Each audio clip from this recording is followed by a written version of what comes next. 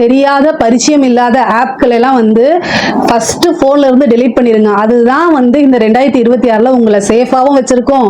ரெண்டாவது நீங்க அடுத்த கெரியர்ல என்ன டெவலப் பண்ணலாம் அப்படிங்கிறத யோசிக்கவும் செய்யும். ஸோ அதனால உங்களுக்கு நல்ல டெவலப்மெண்ட் இருக்கு இந்த வருடம்.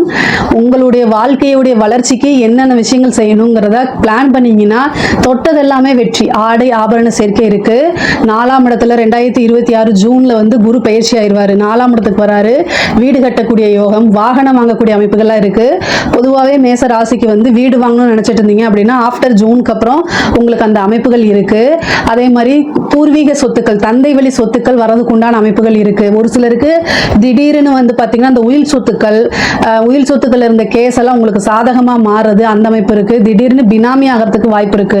நல்ல தெய்வ பலமும் அனுகூலமும் இருந்துச்சு அப்படின்னா பினாமி உங்க பேர்ல யாராவது ஒருத்தவங்க உழைக்காத வருமானம் தான் பினாமியா அந்த சொத்து எழுதி வச்சிருப்பாங்க. திடீர்னு அவங்க இறந்து அது மூலியமா உங்களுக்கு அந்த சொத்துக்கள் வரதுக்குண்டான அமைப்பு இருக்குது. பொதுவாகவே வந்து சனியும் செவ்வாயும் சேர்ந்து 6ஆம் இடத்துல இருக்கனால மருத்துவ செலவும் இருக்குது. அதனால விரயங்கள் சுப விரயங்களா நீங்க மாத்திக்கங்க, அதுதான் ரொம்ப நல்லது. இந்த 2026ஆம் ஆண்டு வந்து மேச ராசிக்கு பண விஷயங்கள்ல, காசு பண விஷயங்கள்லாம் நல்லா இருக்கு. தொழில் ரீதியாகவும் ரொம்ப ரொம்ப நல்லா இருக்கு.